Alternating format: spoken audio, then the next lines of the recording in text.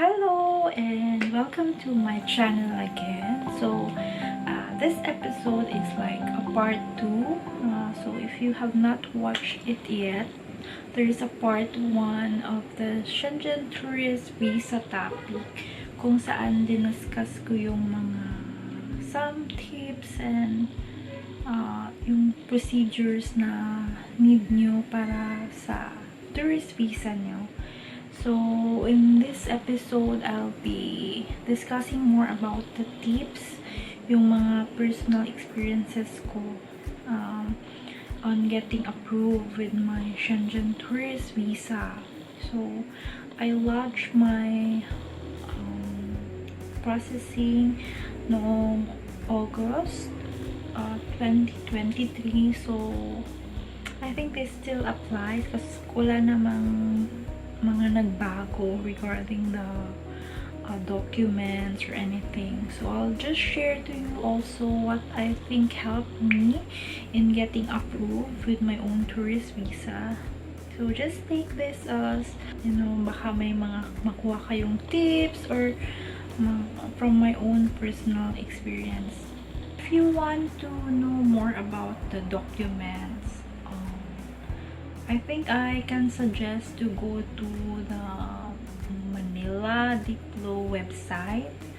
So, in there, there's, you can glance through kung yung mga types ng visa na gusto nyong kunin. So, there's the short-term visa and the long-term visa. So, yung short-term visa, yun yung for the tourist visa. For example, magtutour kayo, or like a visit visa. For the visit visa, usually, example, may bibisitahin kayo in a certain Schengen country.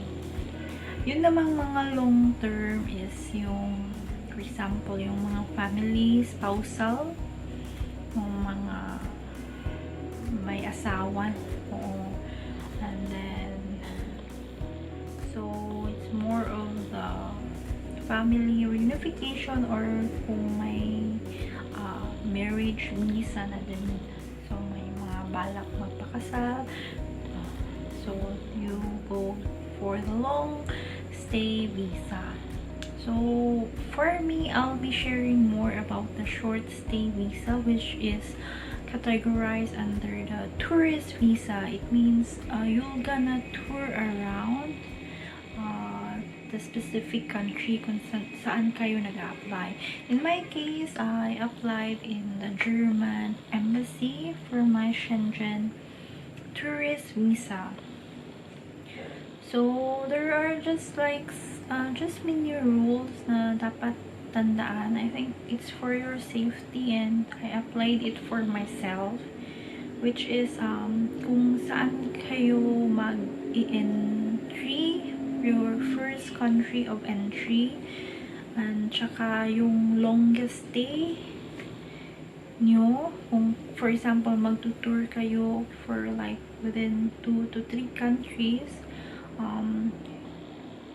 just ask yourself kung saan yung pinakamatagal na stay nyo. For example, you're gonna apply for France because you'll be entering there first, at saka doon kayo mag-stay longer. So, for 2 weeks tour, you're gonna stay there for like 7 days. Pwede naman kayo mag-pass by sa ibang countries kasi malalapit lang din sila.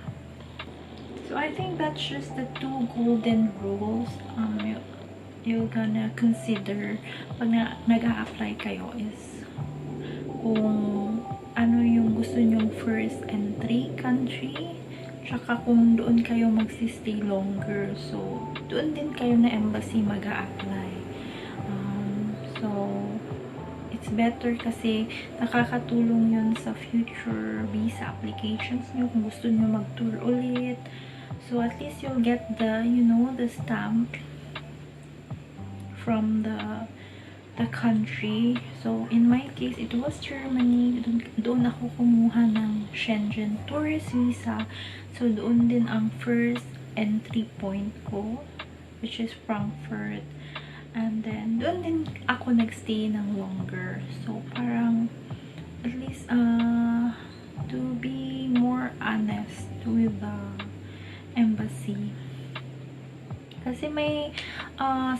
may group din kami ng mga, naka-tour na. So, yung person na yun, nag-apply siya, for example, sa France. Pero, in actual, na-approve naman siya for the tourist visa. Pero yung actual flight niya sa ibang country siya lumapag. So, it means hindi niya nakuha yung pag-stamp ng immigration officer. So, sa next application niya daw is hinanapan siya nun kung saan na yung stamp sa immigration. Kasi nag-apply siya ulit sa France.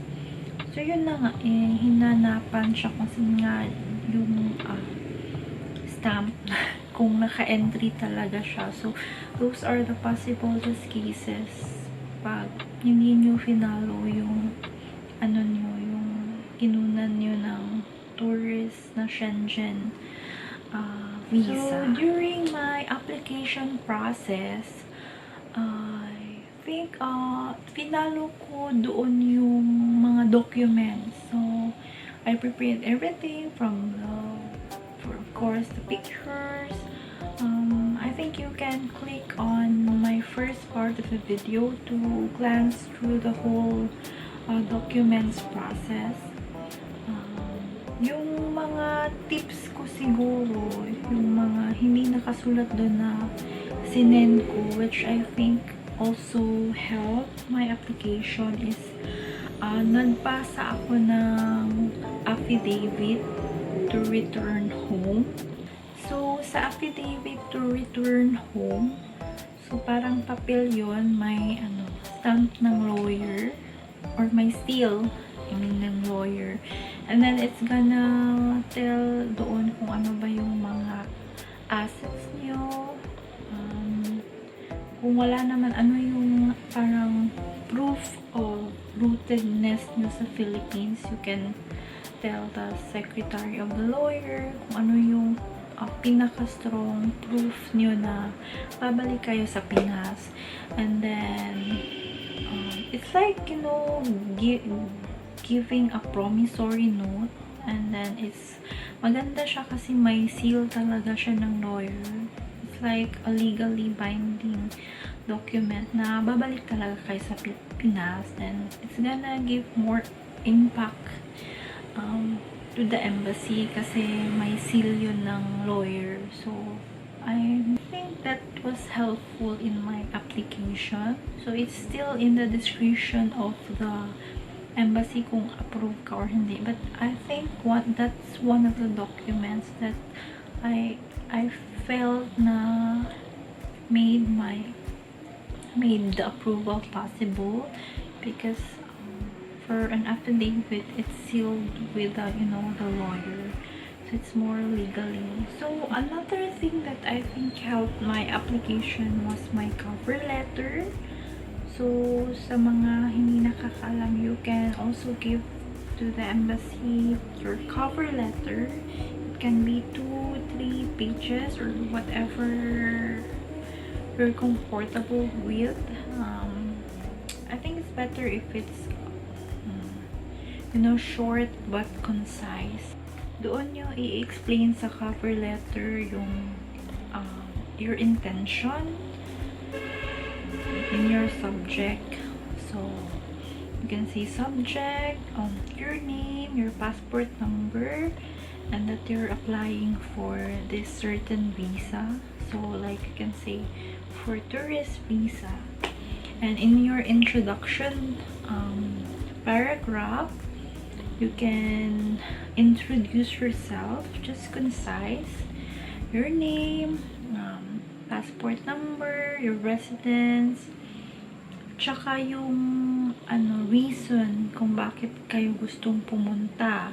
So, you can say that you're interested in learning more about the culture, na you can also state certain places kung bakit kayo interested pumunta doon.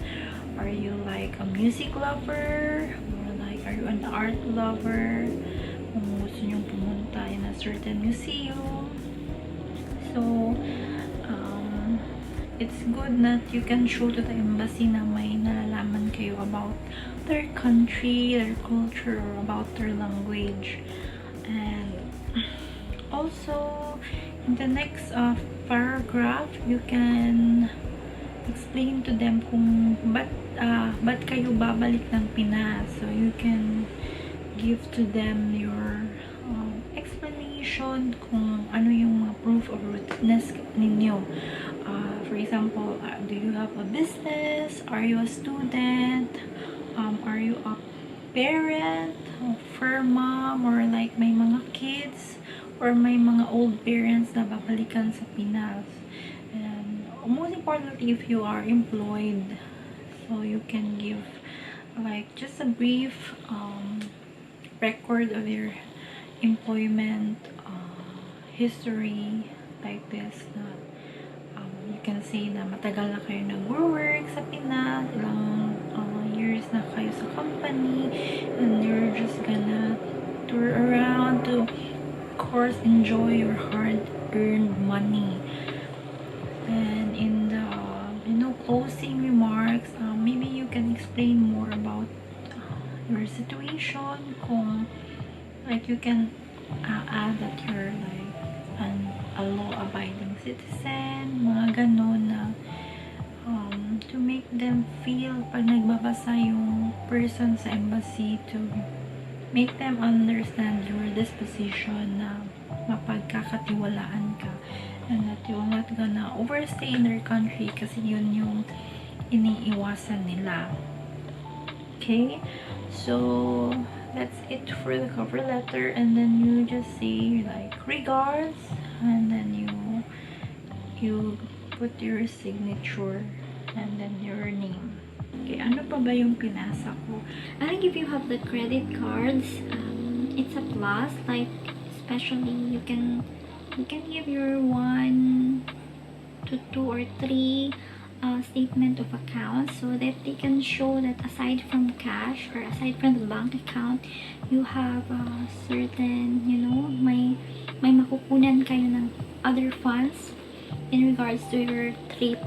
So like with the statement of account, nakikita kasi nila yung ilan yung credit limit mo, ilan yung natitirang limit mo, and that of course you can use that in swiping to some shops or while shopping. And then I think I passed also my SSS record. So if you have like the SSS Pag-ibig, you have the bill payment, so like it's, I think, one of the things that can show your proof of rootedness na babalik ka sa Pinas. It's because you have like a constant paying account. It means you're a responsible payer like this, and like with the bills, especially if nakapangalan under sa'yo and you're paying it monthly, it means you have responsibilities at babalik ka talaga ng Pinas. So sometimes it's not even about the money in your bank account, it's how you really show your rootedness in the Philippines, bakit babalik ka. In regards naman sa ipapasa nyo na bank account certificate at saka bank statements, so it's really important for that to coincide with your itinerary, a number of days kung na hiningi nyo sa embassy. So for example, if you just gonna be there 5 to 6 days, so kailangan mag-coincide yun sa laman ng account nyo, so the embassy can know that you're sufficient to fund the travel, especially if self-funded ka. So at least there is a calculation pag sa mga Schengen countries per day. So you have to research that kung ilang euro per day ang dapat meron ka. And not only your foods and accommodations, you have to think about the the ticket, mga ganon. So, there should be a reasonable chunk, of course, of amount in that account na ipapakita mo sa embassy. So, the longer stay, the bigger, of course, the amount that should be in your account. So, you know, for them to think na kaya mo i-support yung self mo. Another thing is to, if nagbabalak ka palang mag-tourist visa, is you have to prepare months in advance with your cash flow, especially because they're requiring you to really show the 6 months, the 3 to 6 months of your account statement. So that's the bank statements. So for that one, the bank will show all your in and out within those 6 months. So you have to prepare that in advance kasi ma-detect nila pag hinulugan mo lang just to increase or to have that huge chunk for bank certificate, like for one time na hulugan like that. So it kind of becomes a red flag pag, you know, one time hinulugan mo para lumaki lang yung account, and within 1 month pag malapit na yung application mo, so it kind of like becomes a red flag. So it's better within those 6 months, like if you have extra cash, ihulog mo muna sa bank mo. So there should be a consistent in and out. So dapat mag-coincide yung, of course, for example, sa business mo, na may in and out yung every monthly. For example, if employee ka, so dun ipapasok monthly ng employer mo sa account mo yung sahod. So it should coincide with your other documents. So like I said, hindi naman necessarily na milyones yung pera mo, because for me personally, hindi naman millions yung laman ng account, but it coincided with, you know, the number of days na kailan ako magsistay, may in and out din sa accounts. So I think what helps with your applications is yung cohesiveness ng documents na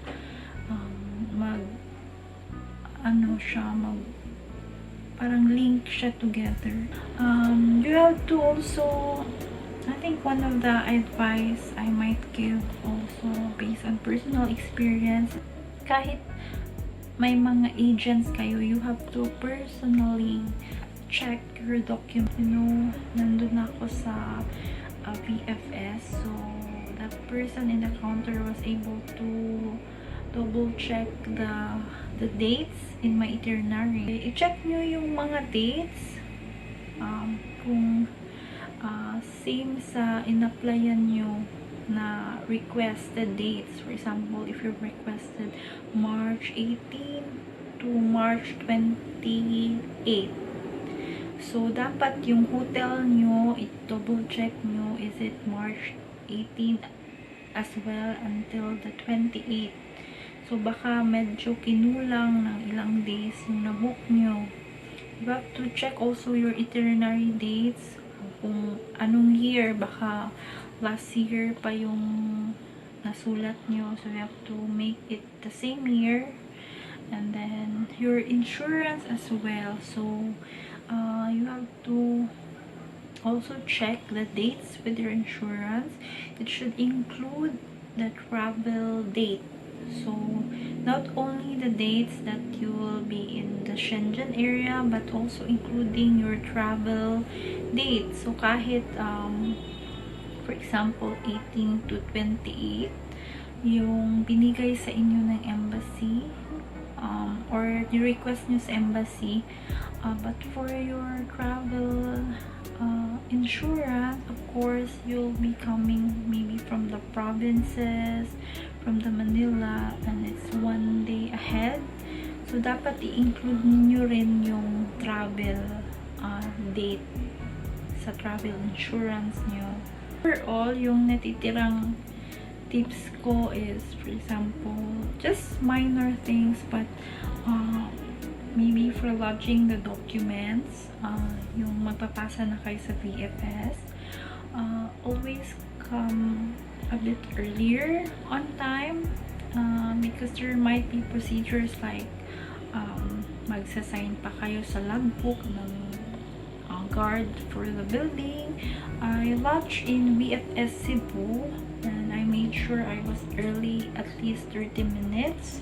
Another thing is yung sa proof of rootedness, possible documents na ma-add nyo is yung ID ng parents nyo or brother or sisters na nakatira if you're living within one house, especially if seniors na yung mga parents, no, you can give to the embassy their IDs and tell na parents mo yun and inaalagaan, or that you have responsibility towards them.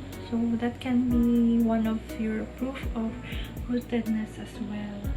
So this is just a bonus part of the video, and because you're special to me, I'm gonna share also some of the questions that I received upon my, the flight day itself.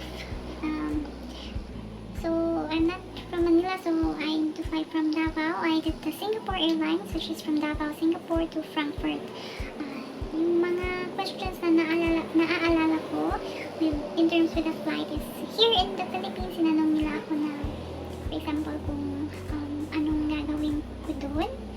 So, and if I'm alone, kung may kasama ba ako, at kung may bibisitahin ba ako. And usually kasi nagdadala na talaga ako ng mga papel. I'm prepared with, like, I even get my bank cert. I also print my photocopy the business permit, yung mga DTI, pati ITR. Basically, kung anong pinasa ko sa embassy, dinala ko na lang din sa immigration. Just for the safety net. Because you know how our immigration work, medyo marami silang tanong. So, I just also brought whatever I also passed to the embassy. Dinala ko na lang din sa immigration.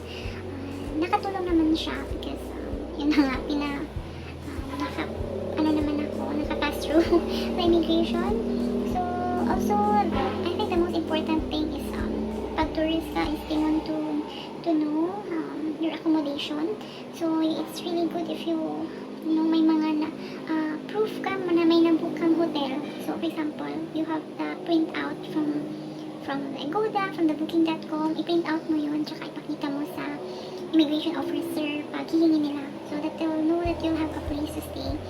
So, isa din yung sa hihingi sa akin, yung hotel, hotel booking. And of course, you need to also show that you have a return ticket na babalik ka. So, and ano pa ba? So, that's, I think, what I can remember, the most important really document that they had for me was the hotel. And yeah, I will show my itinerary just to let them know na I have landed. But if hindi naman huwag mo na lang din ipakita. But for me, I want to show that I'm prepared. So, binigay ko na lang din. So, I've heard there are immigration officers na tatanungin ka in regards with your itinerary. So, at least you have to be prepared also. Basahin mo yung kung saan ka pupunta. Kung at least memorize some of them. Hindi mo ma-memorize lahat. So, just familiarize some of them. Nung pagdating ko naman sa Frankfurt, yung immigration nila is only ask for two things. So, tinanong ako in English what I'm gonna do. So I said I'm gonna tour in your country. I'm gonna see around some tourist spots, and then as a tourist. So, and then the next question is where you will stay. Like, did you book a hotel? So yun na nga, ipinakita ko yung hotel booking printout ko.